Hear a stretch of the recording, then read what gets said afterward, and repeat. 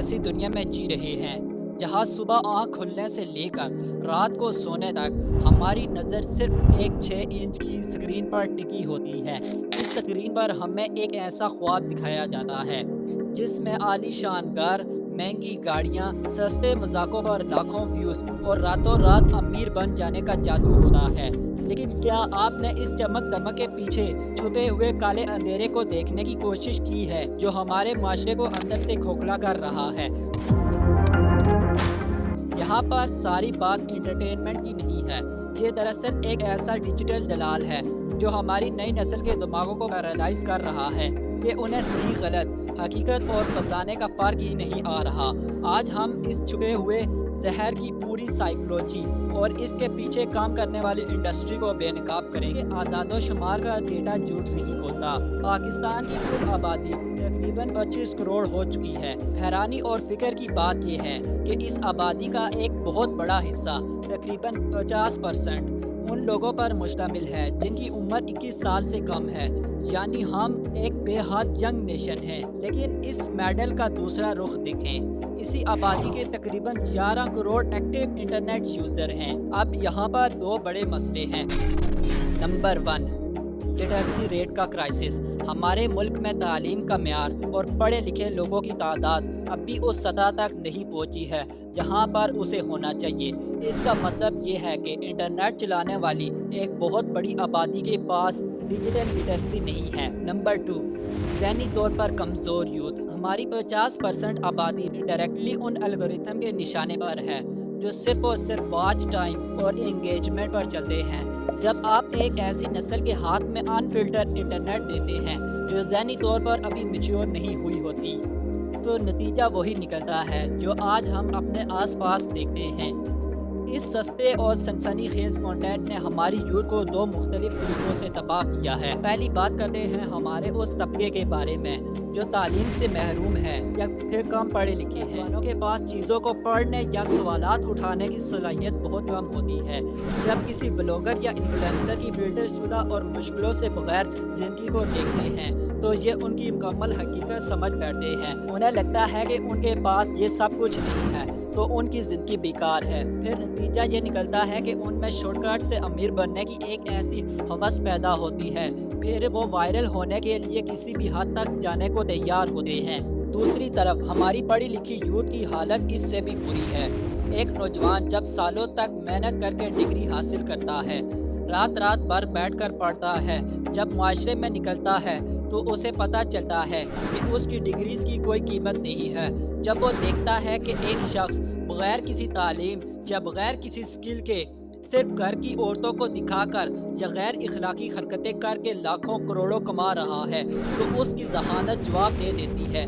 وہی پڑھا لکھا لڑکا جو ایک بہترین سائنٹسٹ، ڈاکٹر یا انجینئر بن سکتا تھا، وہی اپنے کریئر سے مایوس ہو کر کنٹینٹ کریشن کے نام پر سستا اور اٹینشن سیکنگ کنٹینٹ بنانے پر مجبور ہو جاتا ہے۔ معاشرے میں جب سوچ کی گہرائی ختم ہو جاتی ہے تو ملک کبھی آگے نہیں بڑھ سکتا۔ لیکن یہ سب اتنی آسانی سے کیسے وائرل ہو جاتے ہیں؟ اس کے پیچھے ایک بہت بڑی سائنس چھپی ہوئی ہے جسے سمجھنا بہت ضروری ہے۔ جب بھی آپ کوئی ایسی چیز دیکھتے ہیں جو مزاحیہ یا پھر اخلاقی حدود سے ذرا ہٹ کر ہو تو آپ کا دماغ ایک نیورو ٹرانسمیٹر ریلیز کرتا ہے جسے ہم ڈوپامین کہتے ہیں۔ اس کو عام زبان میں فیل گڈ کیمیکل یا گڈ پلیئر بھی کہا جاتا ہے۔ ڈوپامین کا کام آپ کو خوشی کا احساس دلانا ہوتا ہے، لیکن اسی کی ایک ڈارک سائڈ ہے، یہ بہت ہی جلد ایڈکشن میں تبدیل ہو جاتا ہے۔ یہ بالکل وہی کیمیکل ری ایکشن ہوتا ہے جو کسی نشے کے وقت دماغ میں ہوتا ہے۔ سوشل میڈیا کا الگورتھم آپ کے اس ڈوپامین کو ٹریک کرتا ہے۔ جب اسے پتہ چلتا ہے کہ آپ کو اس طرح کے سستے کنٹینٹ پر ڈوپامین ہٹ مل رہا ہے تو وہ آپ کی فیڈ کو اس طرح کے کنٹینٹ سے بھر دیتا ہے۔ آپ سکرول کرتے جاتے ہیں اور دماغ کو نشہ ملتا جاتا ہے اور پھر آپ گھنٹوں ضائع کر دیتے ہیں۔ آہستہ آہستہ آپ کا دماغ عام اور خاص باتیں جیسے پڑھائی، کتابیں، انفارمیشن یا گفتگو پر رسپانس کرنا چھوڑ دیتا ہے کیونکہ آپ کے ان ڈوپامین کا لیول بہت کم ہوتا ہے۔ آپ ہر وقت ایک نئے چسکے کی تلاش میں رہتے ہیں۔ इस तबाही की आग में तेल का काम हमारे मेन स्ट्रीमर या इन्फ्लुएंसर करते हैं। आज के दौर में मीडिया खबर या तालीम का जरिया नहीं रहा, बल्कि ये अटेंशन इकोनॉमी पर चलता है। जिसके पास जितना ज्यादा अटेंशन और व्यू, वो उतना बड़ा स्टार बन जाता है। सोशल मीडिया पर, टीवी और बाकी बड़े चैनल पर उन लोगों को इज्जत और प्राइम टाइम दिया जाता है जो इंटरनेट पर बेचैनी का काम करते हैं, न कि उन लोगों की इज्जत की जाती है जो साइंस, टेक्नोलॉजी या पॉजिटिव बदलाव पर बात करते हैं।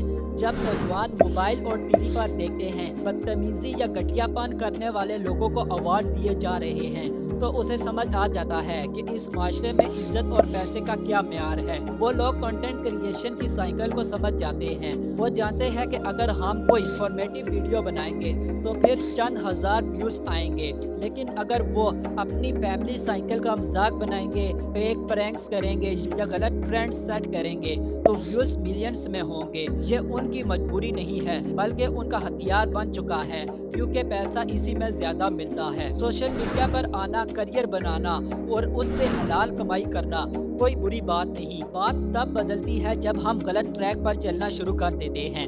अगर आपके पास लाखों लोगों की ऑडियंस है तो आप पर एक बहुत बड़ी जिम्मेदारी आयद होती है। आप उन लाखों लोगों को फीड कर रहे हैं। अगर आप उन्हें रोज यही दिखाएंगे कि आपके घर में आज क्या पक रहा है, आपकी बहन भाई से लड़ाई क्यों हुई, या आप किसी तरह का फेक प्रैंक करेंगे, तो आप माशरे को कोई इन्फॉर्मेशन नहीं दे रहे, बल्कि आप एक पूरी नस्ल का ब्रेन वॉश कर रहे हैं। हमें ऐसे कंटेंट का बाइकआउट करना होगा और पॉजिटिव कंटेंट और इंफॉर्मेटिव कंटेंट को सपोर्ट करना होगा। अगर हम आज भी अपने स्क्रीन टाइम और अपने कंटेंट की चॉइस पर निशानदेही नहीं करेंगे तो आने वाली नस्ल सिर्फ एक खोखली डिजिटल आबादी बनकर रह जाएगी, जिसके पास स्क्रीन तो होगी पर सोच नहीं। अपने और अपने आसपास के लोगों का ख्याल रखें। अल्लाह हाफिज।